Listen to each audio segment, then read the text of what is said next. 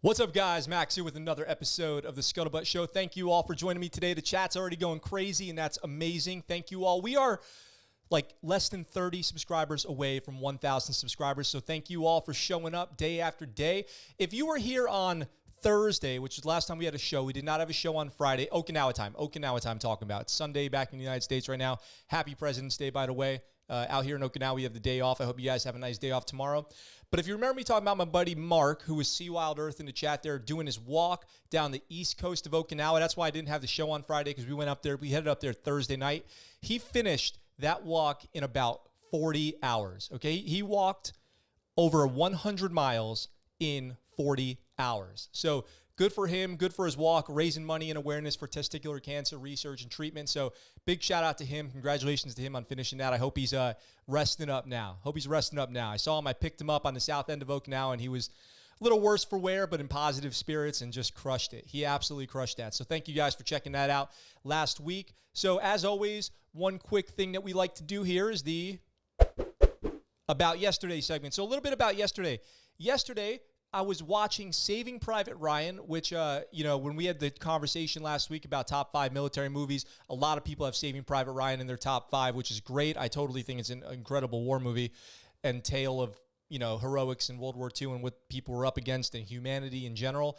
But I was watching it yesterday, and I've been watching it for like 2 weeks, 10 minutes at a time, 5 minutes at a time. Whenever I have a minute, pop on Netflix, pop on Saving Private Ryan. You guys know how long that movie is. So I finally finished it last night. And I realized something, and I don't know if I knew this before and forgot, or if I'm noticing this for the first time. I don't know if you guys have ever seen this. That whole movie takes place over the course of a week.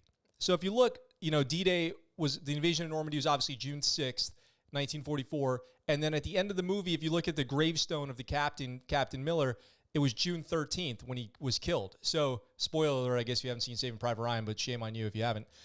So that whole movie takes place in a week, and I did not realize that. So we have a lot of great stuff to cover today. We have, as always, when there's a weekend, we end up with a lot of stories. But some of the big stories today are, we've got some aliens that we're going to be discussing. I'd like to hear what you guys' thoughts on aliens. Are aliens real? Is the military covering aliens up? Or are aliens just military aircraft that haven't been, unveiled to the public yet? We've got a veteran stand-up comedian that we're going to be watching a clip of. We have a video game coming out that's been pretty controversial. And we've got women in the draft. Women in the draft. Should women be drafted? I'd like to hear your comments. We're going to get to that story at the end. I'll tell you what I think about it. So I have my thoughts. Kilo says, just finished up watching A Bridge Too Far. Forgot how good that was. A Bridge Too Far. I'm not sure if I've seen A Bridge Too Far. I'll have to check that out. Did anybody go watch A Bridge Over the River Kwai? That's a great film. So let me know if you guys have any new favorite war movies you want me to talk about. Let me know your thoughts on Saving Private Ryan, and start thinking about your thoughts on women in the draft. And let's get right to our first story of the day, which is going to include a little video. Maybe we'll watch a little video. But this is, I saw this and I knew we had to cover this, which is Los Angeles-based comedian and U.S. military veteran to speak at virtual luncheon. This was the headline. So I don't know what this video is. We're going to scroll right past that. So out of Fort Wayne, Indiana, the website Wayne.com reporting here, Los Angeles-based comedian, musician, advocate, and U.S. military veteran Tom Tran is coming to Fort Wayne on March 11th. You guys know who Tom Tran is? Have you ever heard of him? As the keynote speaker for this virtual conference. So this is the article that turned me on to this. And then his bio here, which is pulled right directly from his website, by the way, I realized after doing some more research. He enlisted in the United States Army at 18 years old before he even finished high school. After joining the Army, Tran spent his entire career as a communications sergeant as well as civil affairs sergeant within the United States Army's Special Operations Community. In 2003, 4 days after crossing the border into Iraq, Tran was wounded during a firefight when a sniper's bullet found its way into the back of his skull. He bandaged himself up, continued the mission, and finished his 12-month tour in Iraq, but his wounds would eventually bring an end to his military life. After redeploying to the United States, Tom was medically retired in 2005. Post-combat comedy saved his life. After touring the United States as a road comic, Tran moved to Los Angeles in 2008, and 2 years later created the GIs of Comedy Tour, a comedic troupe of troops that has toured all over the United States and to nearly 24 different countries, performing to audiences both military and civilian, bringing the healing power of laughter to those who need it most. In 2019, Tran and several members of the GIs of Comedy appeared on the Netflix series Larry Charles' Dangerous World of Comedy, toured nearly 30 U.S. Air Force bases across the continental U.S. The group has raised over $20,000 for the Special Operations Warrior Foundation, a charity that raises college scholarship funds for the children of fallen U.S. Special Operations personnel. When Tran isn't on the road, he makes his home in Hollywood, California, performing at the world-famous Laugh Factory and clubs all over Southern California, and occasionally does some acting, co-starring on Blackish on ABC and SEAL Team and NCIS Los Angeles on CBS. Recently, Tran's love of rock and roll finds him back on the stage playing lead guitar for a heavy metal band and cover band he co-founded called the Tom Tran Band, playing bars and nightclubs in Southern California. So he's a pretty well-established dude. He's got a lot going on. So I saw him and I was like, oh, we got to cover this. We got to cover this on the show. And I thought a fun way to do that would be maybe to check out one of his bits. So what I have pulled up for you guys is one of Tom Tran's performances of his comedy. And we're going to go over to, this is Navy veteran reacts to Tom Tran, military stand-up comic. Let's check this out. I'm a retired United States Army Staff Sergeant. I retired because in 2003, when I deployed to Iraq, my first mission outside the wire, I was in a gunfight, and I took a 7.62 round from an AK-47 to the back of the skull. Honest to God's truth, that's why I retired. It screwed up my short-term memory, and I can't remember a lot of things, which is why you might see me looking at my hand occasionally. And people are like, that's terrible that you don't have a good memory. And it's not, because I live with a woman, and it could be the best fucking thing that's ever happened in my life. Because I have a built-in excuse to forget everything. And just can't get mad at me, because that would be unpatriotic. I was on tour one time, I called. I was like, hey, I made it safely. She's like, why didn't you fill the ice cube tray? I'm like, because I forgot. She's like, why? Because I got shot in the goddamn head. Fighting for your freedom, so which one do you want, ice or freedom? You can't have both, that is selfish. Kids in Afghanistan that would love ice. Probably freedom too, but freedom, ice is a lot easier. I got a Purple Heart for it. You guys don't cheer for that. That's the worst fucking ribbon you could get. That just means the other guy almost killed you. That's all that means. But the thing about the Purple Heart is, in the state of New York and in the state of California, when you have a Purple Heart, they give you a free license plate. Did you know that? That's one of the few advantages to being shot in the head in combat. Let me tell you a funny story about the first time I got my license plates. I was in New York, my hometown, Buffalo, New York, and I got my Purple Heart license plates. This was 2004, right after I got back from Iraq. And I get my plates, and I call my buddy Matt down at Fort Bragg, North Carolina. And I said, hey, Matt, I got my Purple Heart plates. And Matt has 3 Purple Hearts. So he's been shot 3 times. This is like 2004, right after the first year of the war, a lot of support for the military. Matt goes, put them on your car and see if you can get a ticket. That doesn't seem like a good idea. So he goes, no, see if you can get a ticket. So I put my plates on my car, and I drive it to Buffalo Police Headquarters, and I park in a handicap spot in front of Buffalo Police Headquarters, and then I walk to a bar and get shit-faced drunk at 11:30 in the morning. And then I walk back to my car, and I gotta take a piss, so I start peeing next to my car, and this cop comes out, I was like, is this your car? I'm like, yes, sir, it is. He goes, where are you going? I'm like, to a bar. He goes, I didn't ask you where you're coming from. It's not the answer I gave you. He goes, is this your car? I'm like, yes, sir. Just come back from Iraq? I'm like, yes, sir. He goes, you wait right here. So he gets his partner. His partner comes out, and they put me in a squad car. The partner gets in my truck, and they drive my truck to my house, and then walk me into a bar. And they buy me lunch and a beer at 11:30 in the morning. And the cop goes, airborne sergeant, and fucking leaves. So I call Matt, I'm like, yo, you are not gonna believe what the fuck just happened. So I tell him, and he goes, I meant roll through a stop sign, you idiot, and I'm gonna fucking DUI. All right, that was awesome. What did you guys think? Did you guys like that? Did you guys think that that was a pretty good comedy set there by Tom Tran? If you did, make sure you go show him some love. Tell him the ScuttleButt Show sent you, and maybe we'll get him on the show. Maybe we can get him on the show. Would you guys like to have another comedian on the show? We haven't had one in about, a year? It's been about a year since we've had a comedian on the show. We had a string of comedians last year. So who is Tom Tran? Who is Tom Tran? It sounds like he was Special Forces, right? Because he was a communications sergeant. That would have made him an 18 Echo in the Army. He would have been with an ODA, and he would have been out there in Iraq, and he got shot in the head. So what does that mean, shot in the head? Like, how do you get shot in the head with a 7.62 and live to tell the story? So I'm speculating here. I'd love to hear what you guys think in the chat about how this happened in the comments. But common ways that people get shot and survive with relatively minor injuries or survivable injuries, I should say, not to take anything away here, is that bullet could have been a ricochet, it could have been shrapnel, it could have hit his helmet, it could have been a graze. I'm sure he didn't take a round right through the back of the head and live to tell the story. But I'm curious. I'd be curious to know more about the injury and the recovery process. I'm glad that he's doing well now, and I'm glad that he's out there being funny, making a good representation for the military and stand-up comedy, which there's a lot of that. We got Gary Owen, if you guys have ever heard of him, maybe one of the most well-known veteran stand-up comics. But I love that stuff. You guys know I did stand-up comedy last year as part of the Arts in the Armed Services partnership program that I was a part of. ASAP, the Armed Services Arts Partnership. Shoot, I probably better get that right.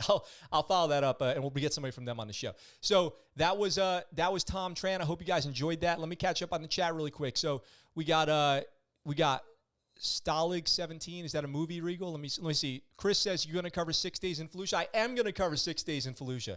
6 Days in Fallujah is exactly the video game that I'm going to be talking about today. We've got that coming up in a few stories. The Best of War. Kilo says you guys talk about some movies. So All Quiet. Well, I'll definitely check that out. Thank you guys for appreciating the comedy there. Let's see. Joan says, I was about to say, I've seen this guy before. Got shot in the head. Yep. So let's see. Hit him in the Kevlar at range. How many times did you get shot in the head, Jones? So Regal and Jones having a little back and forth there. That's awesome. Thank you guys both for being in the chat and watching the episode. I always love having you guys here. So that was Tom Tran. I wanted to share that with you guys when he came across my inbox this morning. I thought that was pretty cool. We've got a fun little story here.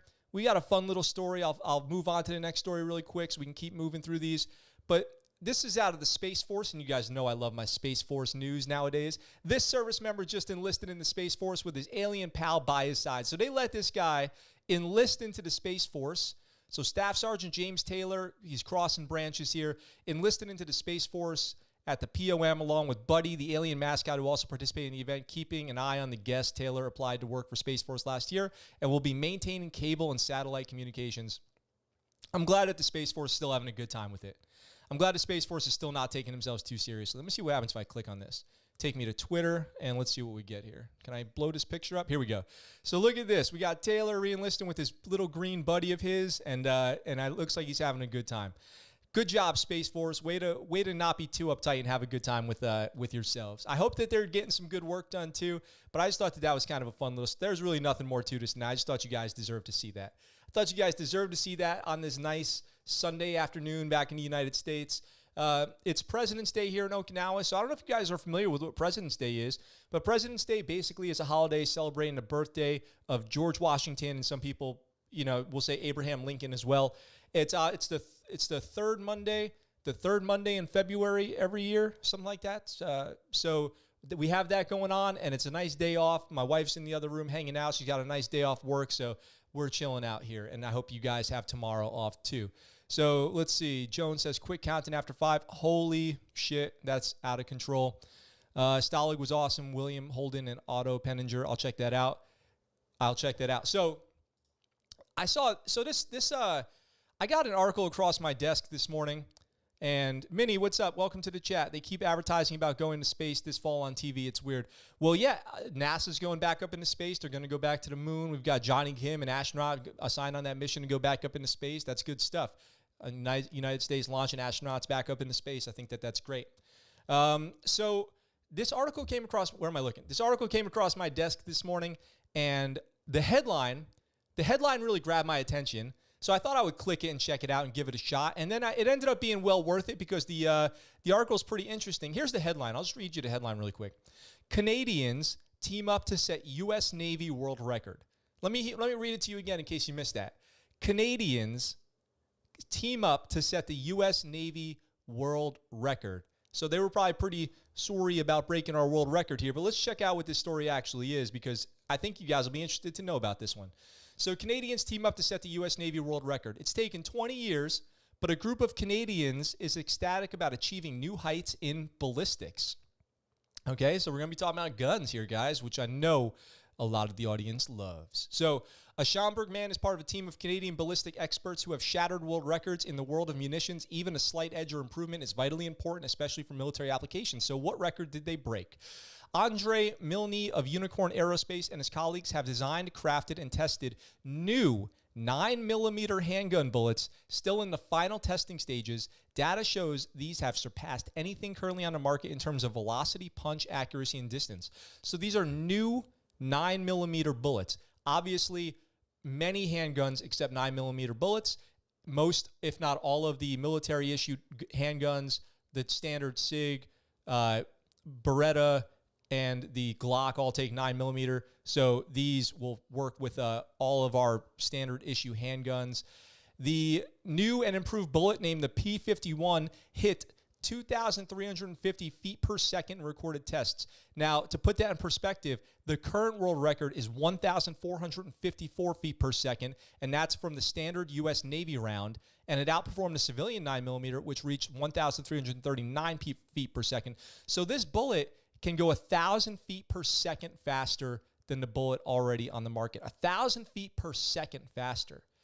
Now, here's my question to you guys. Does that even matter? Does that even matter when you're using this weapon within 25 yards? I don't know how it was for you guys, but if you're switching to your secondary, if you're switching your handgun, I hope your target is probably pretty close, or you're having a pretty bad day. The way we were trained, within 25 yards, if you have a problem, switch to your secondary. If your target's more than 25 yards away, fix your problem with your primary weapon and don't switch to your secondary. Now, with that being said, does 1,000 feet per second make a difference at less than 25 yards? I'm not sure, but let's see what this article goes on to continue to say. Not only that, this bullet traveled true and had a very small 2-inch drop in elevation at 100 meters. So here you go. So now here's where it starts to come into play. This bullet only dropped 2 inches over the course of, oh my gosh, I'm messing my computer up over here. Only dropped 2 inches in 100 meters, which means now can your handgun be accurate to 100 meters? Does this improve your weapon's lethality up to 100 meters? Are you a good enough shot to aim your pistol 100 meters? Tell me in the comments. A normal civilian round drops 20 inches and a normal Navy round drops 10 inches. Even seasoned firearm experts say they've never heard of a 9mm hitting speeds like that. Joining the team for the test was Milne's longtime friend and legendary photography Phil Pendry. He's an award-winning cinematographer and director born in England but based in Toronto. Pendry has shot documentaries all over, including about conflicts like the Middle East, Africa, and Vietnam. So they created this bullet, and they're calling it, this is the group's entry-level bullet, and further improvements and designs with other calibers will be set, and then Milne's ahead of the pack. For those seeking the best money can buy, this is definitely it. What makes the P51 so significant is that this extreme jump into higher velocities intertwined with a near-zero drop in kinetic energy during airborne travel over long distances transforms this munition into an actual aircraft platform by being able to achieve a measure of self-sustainable lift until impact to the target. This breakthrough qualifies the P51 as now being a 4th-generation ballistic munition. Here's another way that I find this interesting. Does that mean that you could now make an MP5 more of a more versatile weapon? If you're rolling with an MP5 now, does that mean that you can replace more of a better replacement for an M4 on target? What do you guys think? Let me know. So let's see. Let me catch up on the chat here. Let's see what you guys think about this one. So the Goku in the background just turned its head. I'm now scared. So Robert Sweetman. Hey, Robert Sweetman in the chat. What's up, Robert Sweetman? You've been a guest on the show before. Hey, I'd love to get you on a live broadcast. Would you be interested in coming back on a live broadcast, Rob? I'd love to get you back on. Let's see. Regal says, what's the bullet's weight? I killed a deer with a Desert Eagle at 41 yards. I've dropped 7.5 inches. Hi-yo. Regal says, sounds like a super light bullet. I can barely even operate a water gun. Marketing gimmick. Regal says, marketing gimmick for this bullet? I don't know. I don't know if I think it's a marketing gimmick. That's pretty legit, right? I mean, to be able to shoot accurately at 100 yards, that means you could roll with lighter equipment, and you could carry an MP5 and use that on target a lot more effectively than previously. I think that's probably true. Do you guys agree with that? So let's see. In total, there are at least 36 world-class experts who have had a hand bringing the P-51 to life. They include Black Ops snipers, CGI animators, 3D modelers, 5-axis CNC machinists, and of course, international patent lawyers. So this is going to be, they're going to be making a ton of money off of this. So they're going to finish out this this bullet, and they're going to make bank. They're going to be wealthy and improve the lethality of the 9mm weapons. Would you put this bullet in your gun? Here's the question. Would you guys go out and buy this round? Does that sound like a big enough improvement to you to get this round as something you would carry and put into your weapon and use hunting, use for self-defense, use in your everyday carry? Let me know. Let me know in the comments what you guys think about this. I thought that was pretty interesting. To almost double the speed of a round just by changing the design of the bullet and then being able to put it 100 meters out of a pistol with almost no drop, that's pretty interesting. Max, if there is the same kinetic energy and 1,000 feet per second faster, that means the bullet must be very light for the math to work. Yeah, you know, or what it sounds like, responding to that comment, what it sounds like is they've designed this bullet in such a way that it is aerodynamically better, right? So it's obviously got less drag.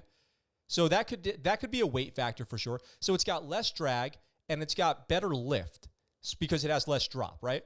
So the way that works is you have to have, you know, thrust and drag work against each other, and then weight and lift work against each other. So if they lowered the weight, improved the lift, increased or decreased the drag, probably the same thrust, I would be guessing, unless they have packed it differently to make it come out of the, unless the explosive power is faster. I don't know. I'm not sure how they did it. It's interesting. They patented it. So I'm just totally speculating here. What's up, Nikki MGTV in the chat? Welcome to the show. Thank you. Yep, we're doing good. Today's show is good.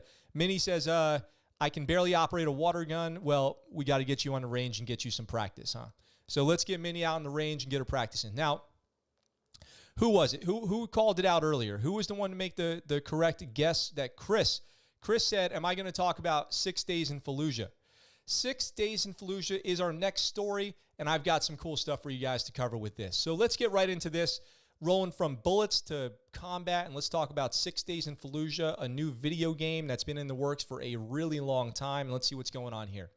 6 days in Fallujah, developer denies U.S. Army recruitment allegations. So in the latest controversy over this video game, now they're saying that 6 days in Fallujah serves as a tool to recruit, and the developers of the game saying it's more of a tool to educate and almost as therapy for some of the people who were there, okay? So we've seen this type of stuff before. So let's talk about 6 days in Fallujah. And if you guys have thoughts on video games, particularly military video games, and what their place is, let me know in the comments. I'm sure you guys will let me know.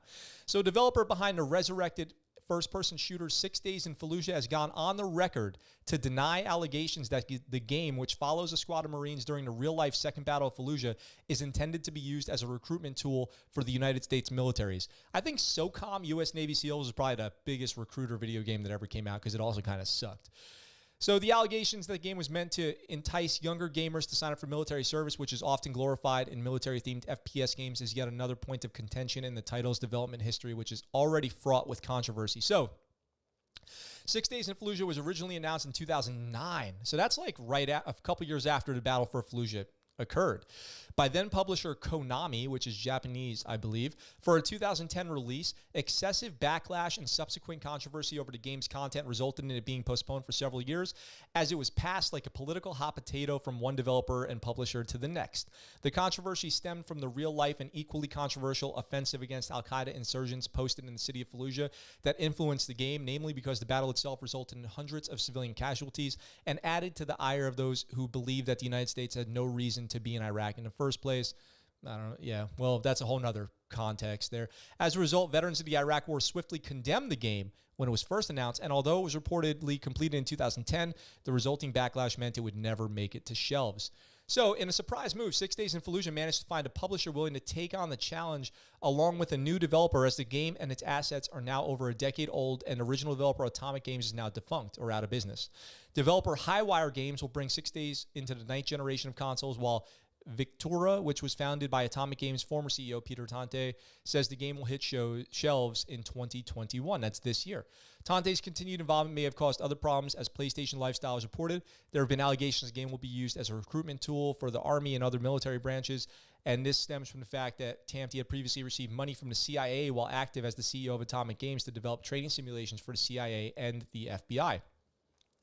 If you have ever been in one of those simulators, those like convoy simulators with the laser weapons, so you're sitting in you're a crew serve weapons gunner in a Humvee, and you're surrounded by screens, and you're driving through the simulated battle space, and you're firing your laser weapons at the screen, and fake targets are blowing up. Have you guys ever been in those? I've gotten to do one of those, and it was pretty. What's the word? It was pretty rudimentary at the time. It was not very advanced technologically, but I could see how that would be at least training some muscle memory. You're turning the turret, you're firing the weapon, and there's sound effects and there's visual effects and all this stuff, but nothing beats the real thing. Real convoy crew serve weapons training was awesome. So let's see. Let's go down here and see what's going on. We've got the parties involved in the making of the game promise to pay the utmost respect to the subject matter of the game and to feature stories involving both soldiers and civilians to help gamers understand the real cost of the Second Battle of Fallujah. Man, could you imagine the pressure on them to try to make people happy with this game, try to make their customers? It's going to be impossible. They have an impossible task. Nobody's going to be happy with this game. Everyone's going to hate it. This company's probably going to go out of business. I don't see this ending well at all whatsoever. Highwire Games added that players won't always be playing the game as an American soldier and will be taking up the role of an Iraqi citizen, which may help give the game a more balanced approach, but of course that remains to be seen. Obviously, a lot of Iraqi civilians fought against al-Qaeda in Iraq. A lot of Iraqi civilians assisted Americans in Iraq. So that'd be interesting to see that side of it, including the problems that they faced, pressure from families to not get involved, pressure coming down from al-Qaeda that they're going to kill and torture people who help Americans. There's a lot to cover there. The Second Battle of Fallujah may be further back in the past than it was when it was first announced, but the renewed controversy over its release shows the wounds from the battle in Iraq have hardly begun to heal. While games like Battlefield show that games based on actual warfare can do well, it might be better to let a few decades pass first. This is interesting because what they're doing here is they're trying to make a very, very realistic game about the battle in Fallujah, and I've got a video preview here. So what we're going to do now is we are going to watch a preview of the game 9 days in Fallujah, and we are going to see, 6 days in Fallujah, excuse me. Not like I just said that a million times. So we're going to watch a little preview of 6 days in Fallujah and do it and react to it. And let me show you guys this, and you tell me what you think in the comments as far as, is this game looking like something that's interesting, looking like it's on the right path, or are they really missing the mark here? So tell me what's up.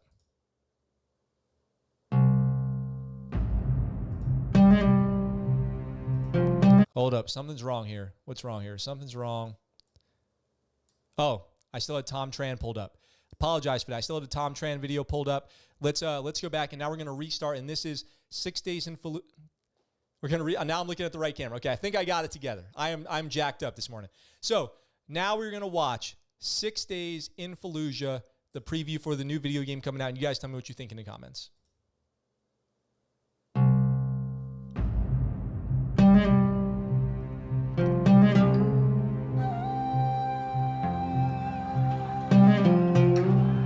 Saddam had been captured. The Iraqi army scattered. Lawlessness and fear gave al-Zarqawi his moment, and he was prepared. They seized Fallujah, and the city was the first to suffer under their black banner. These terrorists were armed to the teeth. No one would fight against them. It had to be stopped, or the country will turn over to Al-Qaeda.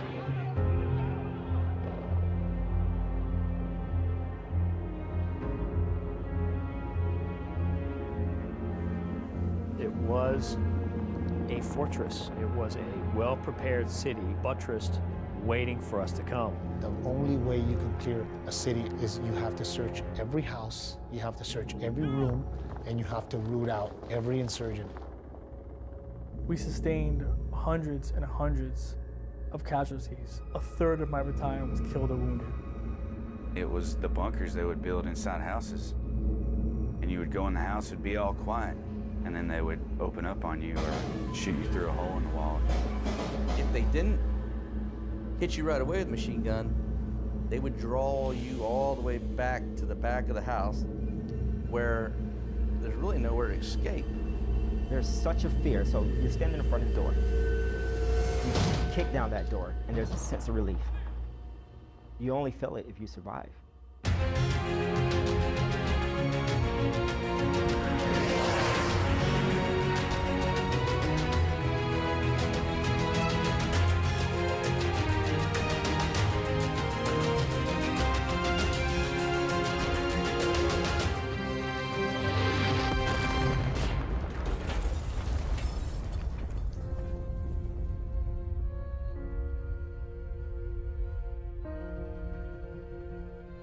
We can tell you our stories. We can show you our scars. But some moments must be experienced. Whoa, little twist at the end there. Looks like it's going to be a VR game. Looks like that game's going to be in VR. I think we've done a really good job of appreciating service members. I think we've done a very poor job of telling the actual story of what happened.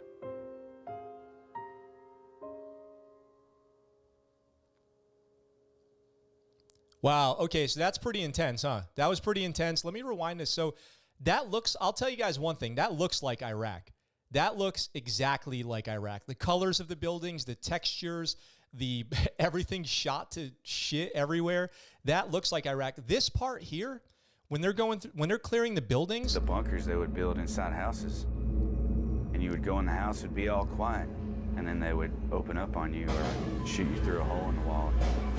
If they didn't hit you right away with a machine gun, they would draw you all the way. ooh, that part right there when that guy so that gives me the chills looking at that. Holy smokes. Okay, so this is obviously going to focus on what was known as one of the most dangerous parts of the battle in Iraq, which is the house-to-house clearances. So when they were clearing Ramadi, when they were clearing Fallujah, Mosul, Baghdad, it was house-to-house fighting. And that was the deadliest part for the Marines and soldiers in Iraq, was this just house-to-house. And what they would have in there, what Al-Qaeda would have is they would have either they would be on the other side of walls. These places would be rigged up with explosives. They would have little secret compartments built into the ceilings sometimes. So they would like make fake walls or fake ceilings, and they would put somebody up there, and then they would just fire down with the machine gun as people entered the building. And it would take the Americans a while to figure out where the fire is even coming from. So the first few people in the fatal funnel, so to speak, would be just shot right away.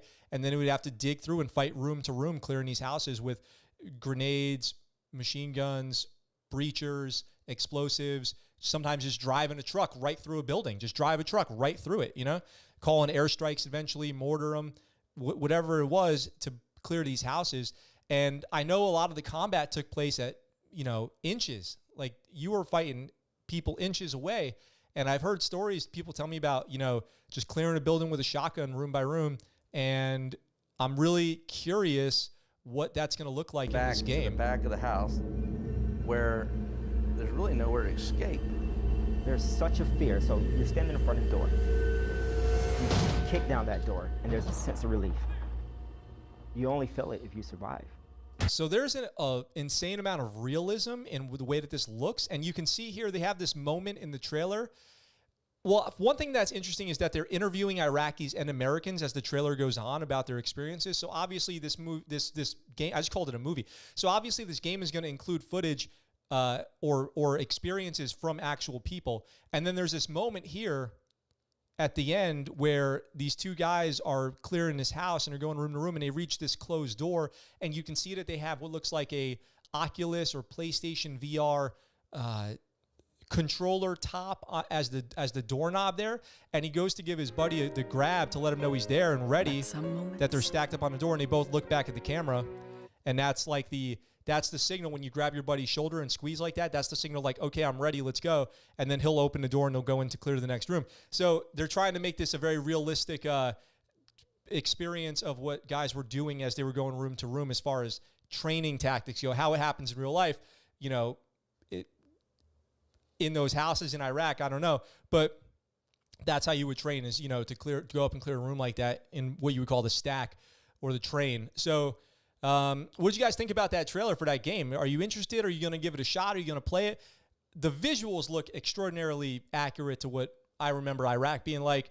We'll see what it was like if you're going to be shooting people in the face from 2 feet away, Iraqis, if they're going to address stuff like civilian casualties and have to deal with that kind of thing, make some sort of ethical decisions in that. I don't know. If you were a veteran of Iraq or Afghanistan, would you play that game? Would you give that game a shot? I'm curious. Let me know in the comments down below. Let me catch up on the chat here really quick. So let's see. We got to go. Oh, the chat's been blowing up, which I love. I love this. So Robert says, I would love to jump on your show and chat anytime. Currently driving across Arizona in the RV. That's awesome, dude. Have a good time. Enjoy the drive. Nikki says, watch War Dogs on Netflix. I will watch War Dogs. I've never seen it, and I saw that recently popped up on Netflix, so I will give that a shot. Let's see. Regal says, kinetic energy 0.5. Come on, dude. You're going to drop some math on me in the middle of the show? I can't handle that. Robert says, would the blast pressure cause need for different spring? Those are all good questions. And you guys are both smarter than me on this stuff, so maybe I'll try to find out some more information before I just spiral out of control with some nonsense. Regal says, okay, so you guys still talking about the gun. Let's see. Larry says, I highly doubt that anyone joined the military because of a video game. Well, I don't know, actually. I'm sure, look, they've got those guys. If you say that they joined because of a video game, look, we've got the esports teams now. The esports teams are out there recruiting. They're out there playing video games, recruiting people. I'm not sure, dude. I'm not sure. I think people would. I think people would probably join the military because of a video game. You know, just like you joined the military because you saw a movie that inspires you or read a book. A video game could be exactly the same effect. That's what I think, at least. Minnie says, a bunch of Karens squawking about nothing. The game is a game. Nice. I like how Karens become like the standard for anybody who complains about anything.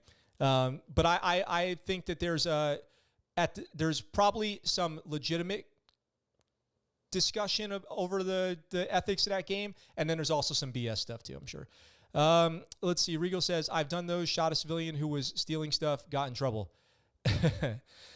Minnie says, if they make a VR game, might hit harder with realism. Looks like it is going to be VR. Robert says, USA, USA, USA. All right, always welcome here. Larry, what odd timing American Sniper is on the tube as we speak. American Sniper was an awesome telling of that story on cinema. Nikki says, I have friends that served in the battle. If it was a Call of Duty installment, I bet it would do well. When is Call of Duty going to address the war on terror? They obviously skipped right over to future warfare. They went from World War II right to the future. Now they're going back to the Cold War, Vietnam. So when is Call of Duty going to address modern war on terror? Minnie says, the graphics are really nice. I agree, but there was no gameplay footage, like Robert says, which is suspect. Gary says, that was intense. I agree.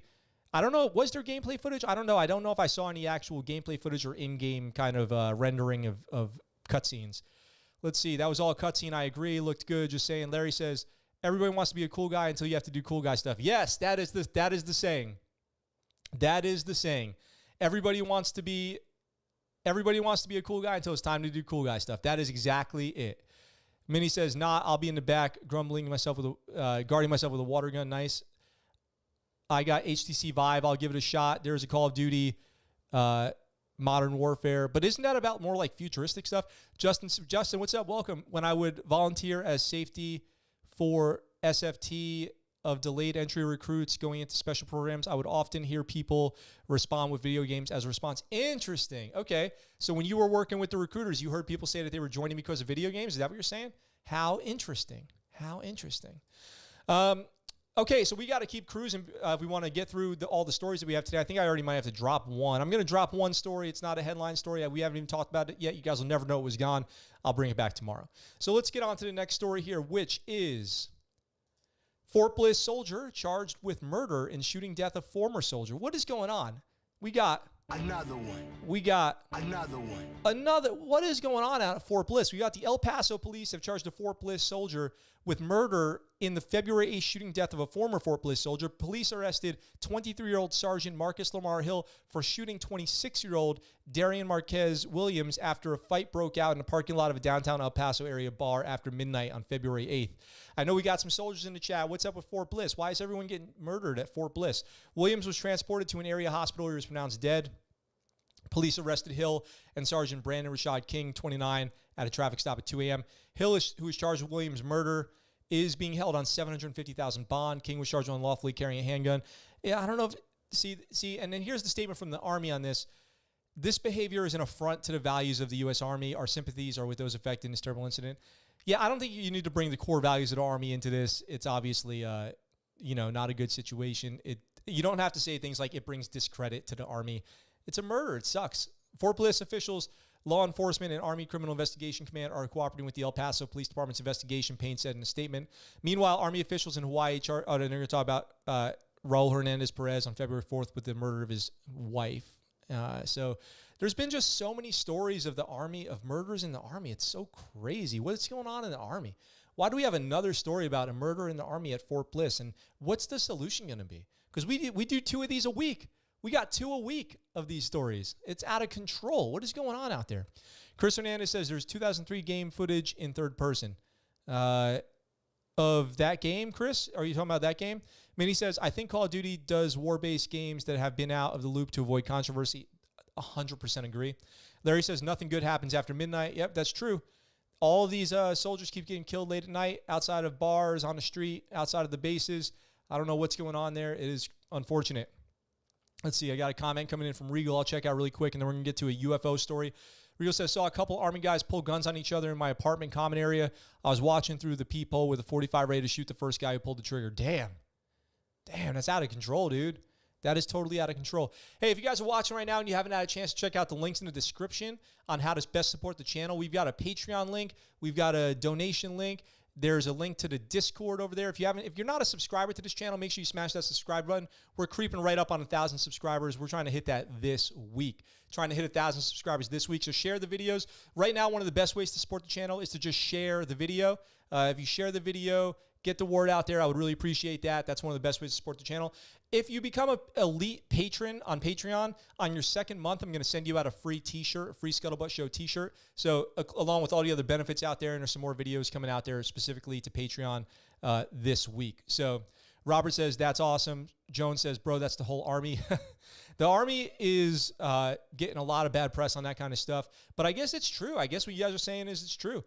In the time that I was working with the Army, I never saw that stuff. I never saw any of that happen. But when I was deployed, we did have some Army guys who were fighting each other on deployment, like not in any kind of good way. I mean, like real, like, trying to beat the crap out of each other. And they got kicked out of where we were working at in Bagram. So let's see. Minnie says counseling should be a requirement for those who serve, no exceptions. Counseling, like, what do you mean? Can you define counseling? What kind of counseling are you talking about? And, that stuff is available through the VA. If you've deployed in the military, by the way, just so you guys are all up on this thing, this program, this benefit that you get, if you deployed while you're in the military to a combat zone at any point in time, even if you were in the Navy and you just deployed to the Gulf, or if you were deployed to Kuwait or something like that, you get 5 years of 100% free healthcare when you get out of the military. Full coverage, everything, 5 years. Chris says, yeah, there's 2009 gameplay of 6 days in Fallujah. Yeah, because the game was originally devved in 2009. Bro, look up Black Raptor Fort Carson. Okay, I'll look that up. Maybe we'll look that up at the end of the show. I've got 2 stories I got to get to, including the women in the draft. But this one was interesting. I got this coming across my desk this morning, and this one was kind of interesting. A throwback to the U.S. Navy UFO thing. Tic Tac UFO flying object spotted in New York, similar to the one that baffled the U.S. Navy. So these Tic Tac UFOs are showing their faces again. You guys let me know what you think about this. Is this as nefarious as this article claims?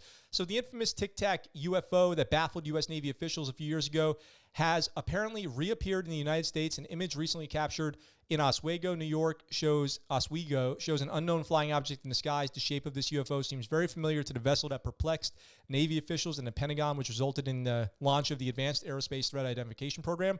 So here's a picture of it right here. This bottom left thing circled looks like just a part of this, what do you call it? Like a electrical pole wiring here. And then this is the Tic Tac UFO. If you're watching on the screen, this white item up here. So let's watch this video. What I can do is I can show you guys this video here. Let me just pull up YouTube. And what we'll do is we'll just watch this on YouTube here. So here's the video. 13. However, the whole world only saw the original one Tic Tac video. One Tic Tac UFO that was flying by. He said there was 2, but he only recorded 1. However, the whole world had missed the most important thing. There was a silver metallic disc near the power line, not near the Tic Tac, but near the power line right over his head. And he's not looking through a window. He's not in a car. You could hear his feet shuffling through the grass over the leaves that he's walking while he's trying to look up and record. So watch this video, hit that subscribe button, baby, pound that button, and tell me your thoughts below the video, what you think is going on here. Why is there a UFO? Shout out to UFO right Sightings That's Daily a silver disc YouTube near channel. the power lines, because it doesn't look at all like part of the power line or anything. And look at this Tic Tac over Owego, New York. Thank you very much. So here's the footage. Here's the cell phone footage. It looks relatively normal, like a normal aircraft. Does this look suspect to you guys at all? Is there anything unusual about this? I don't actually think that I see anything here that makes me think this is a UFO. But let me know. Do you guys see any, what do you guys see here? What do you guys see there? What is that? Is that suspicious, or is that just a plane? It's not moving suspiciously.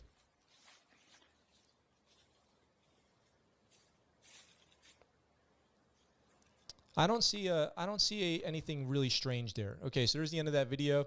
I don't see anything particularly strange there. Do you guys see anything there that makes you think that that is a UFO, an unidentified flying object from outer space?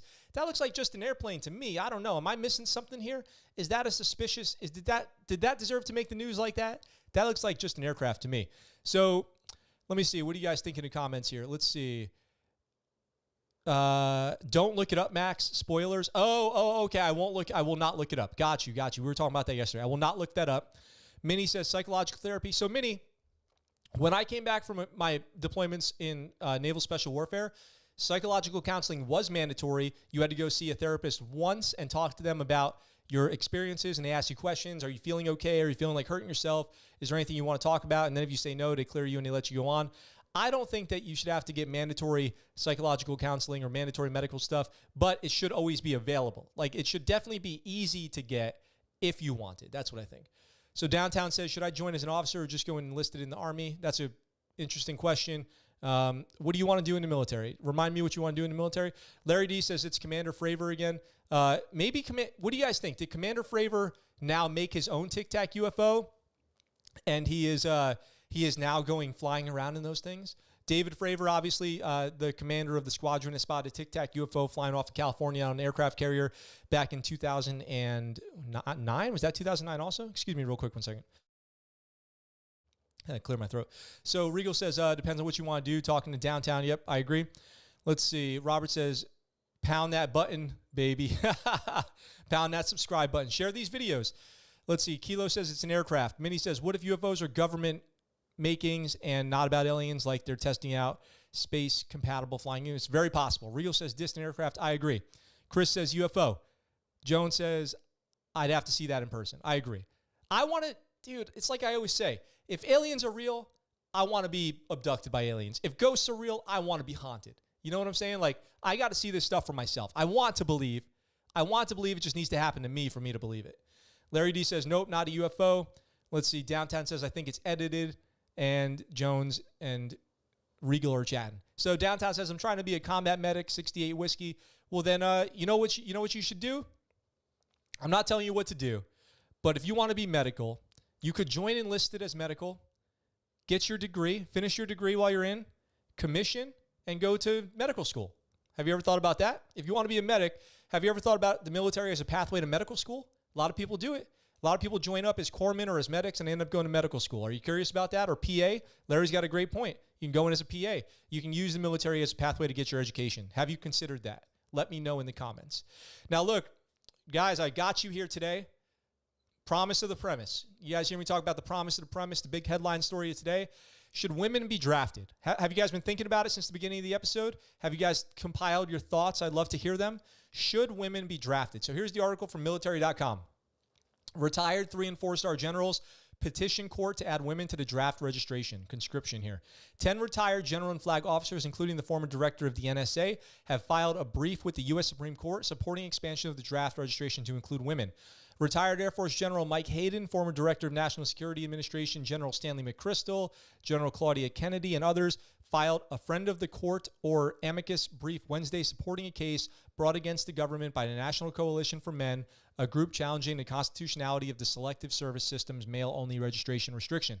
Now, the National Coalition for Men is probably going to catch a lot of flack just based on their name, but hey, I have got no problem with it. The case landed in the Supreme Court after a federal appeals court ruled in August that the male-only draft is constitutional.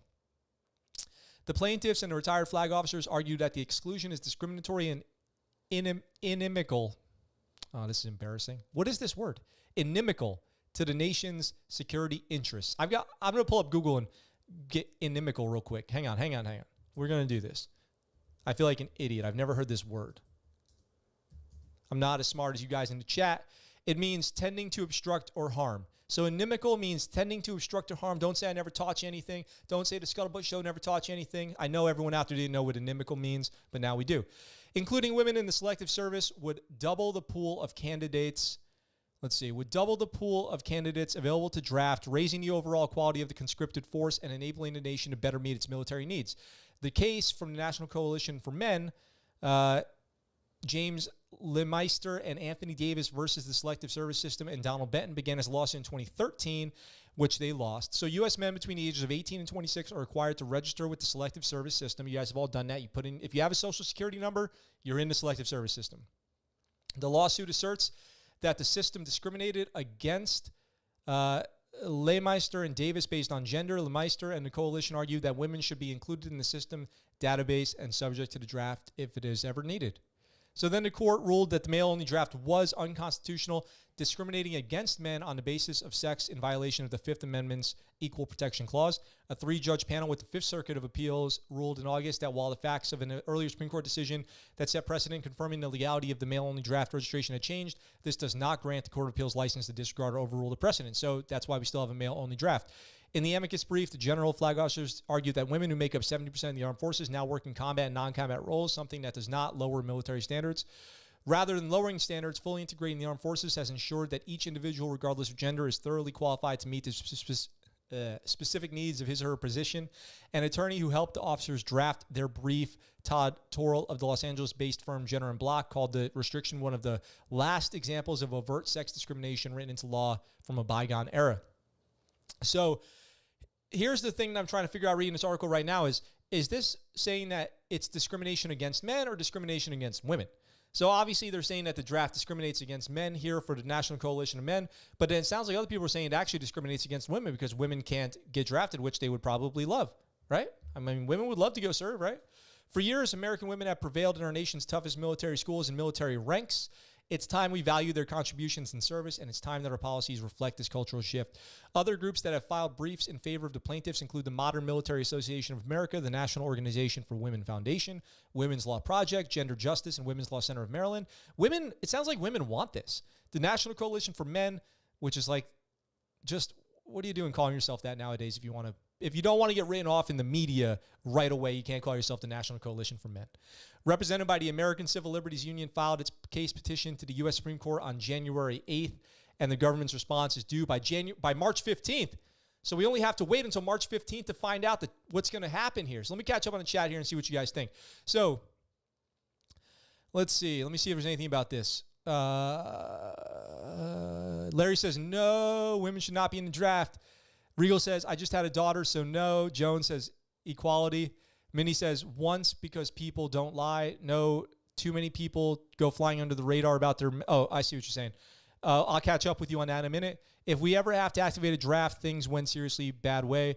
Larry, double the pool, but I'd say 80% are not military compatible, while only 20% of men are not. It's a waste of limited resources. A very loud minority of women want it. So here's what I think. I've thought about this before the show started. Should the draft include women? I think it has to. I think it's not even about want to or is it the right thing to do. I think it just has to. I think the draft has to include women at this point. I just finished Kill Chain. I just finished the book Kill Chain this weekend on that long drive I had up to the north end of the island, dropping Mark off. And I think that, if there was a modern large-scale war, we would have to draft women. We would need as many people in the population of the United States who are fit to serve must. if we were at a world war, if we had a giant, large-scale war, the casualty numbers would be so high, the way that our military would be spread thin we would be so weakened by just spreading thin that we would have to draft women and get them in jobs that are the best suited for them. So would you draft all women and put them in infantry? Maybe that's not the best way to do it. But would you draft women and put them in whatever job that they fit in that they can do? Aircraft maintenance, administration, logistics, all the different roles, even cooks, like whatever it is. You need to draft everybody and get them in wherever they fit in. If we had a large-scale global conflict, we would need every single person available who's fit, who's healthy, is not too overweight, not suffering any mental illness, not suffering any physical injuries. It would be every single person, human being in the United States, man, woman, or other, that is able would have to get freaking drafted. That's what I think. So am I for it? I'm all for it. I'm all for including women in the draft. I think that it's not about protecting women. Okay, my argument's not that women should be protected. My argument's not that women want to be drafted and that they're being discriminated against. I think it's just a fact of the matter. We would have to do it. It would just have to be done. As many bodies as possible get out there in the fight, because it would be just so catastrophic.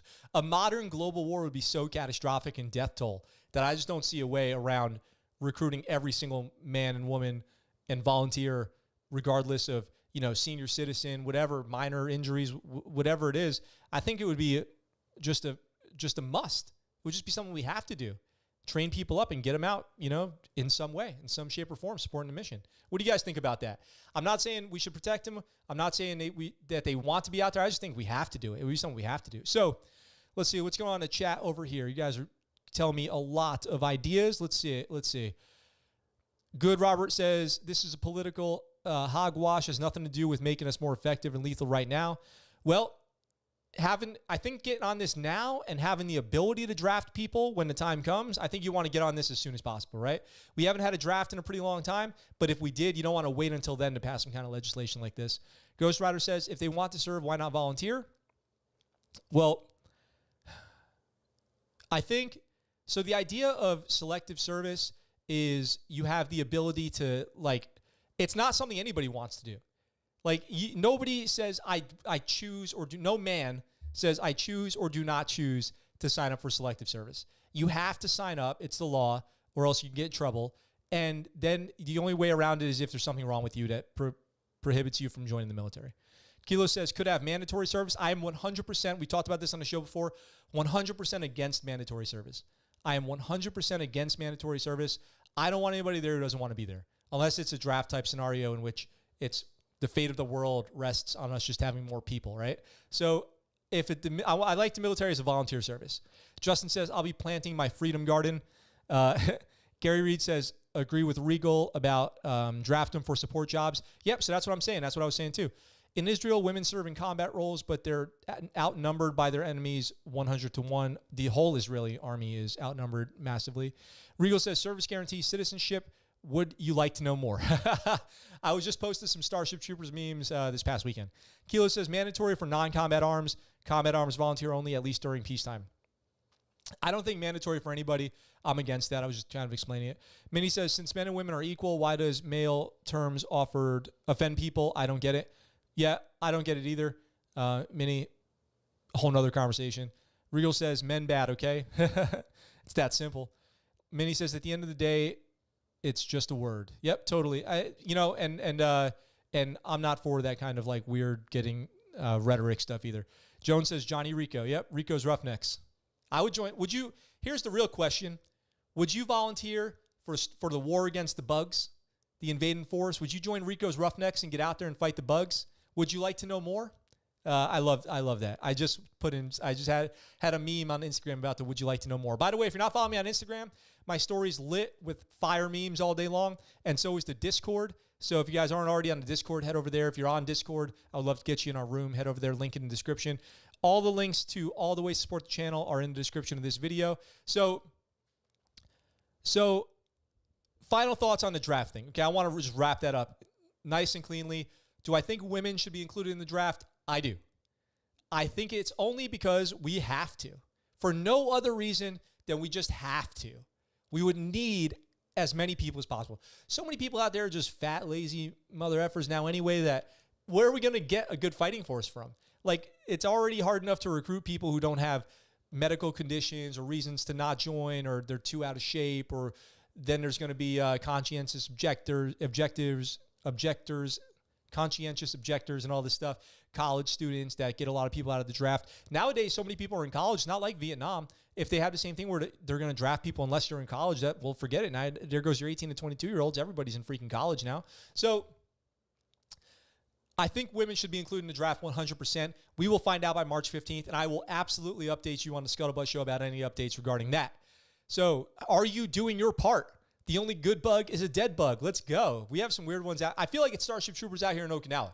We have some bugs out here that I actually need my Starship Troopers assault rifle to be carrying around with me to take care of these things. So with that being said, this was an awesome episode. It's a beautiful Monday out here in Okinawa. It's nice and sunny out. It's a little windy, but I am excited to go spend the rest of the day kind of hanging out and enjoying some time off. With that being said, I look forward to talking to you guys very soon. I hope you're having a great Sunday evening. We'll be back tomorrow with another regularly scheduled episode. Let's see. Regal says, need a good army? Clone Jones. Well, there we go. We can get clones. I'm going Fleet with Denise Richards. Don't go Fleet. Don't go Fleet. Can't go Fleet. So, all right. I'm going to go watch Starship Troopers now, I think, actually. I'm staying. I take it all back. I'm staying inside. I'm going to watch Starship Troopers today. You guys are awesome. Love you guys. Minnie says, I lived in Florida. I was in many a war with roaches, raid bombs, and the only way to survive. Raid bombs are the only way to survive. Hey, we'll talk about the psychological counseling maybe on tomorrow's episode, Minnie. That's actually a pretty interesting subject. So that's it. Let's wrap up today's show. Today was an awesome episode. Thank you guys very much. Please share the channel. Please help me get to 1,000 subscribers by the end of the week. If we get close, we're going to go live and stay live until we hit that goal. With that being said, I look forward to talking to you guys very, very soon tomorrow, and stay tuned for clips from this episode hitting the web, the YouTubes later. I will talk to you guys tomorrow. Out for now. What you just said is one of the most insanely idiotic things I have ever heard. At no point in your rambling, incoherent response were you even close to anything that could be considered a rational thought. Everyone in this room is now dumber for having listened to it. I award you no points, and may God have mercy on your soul.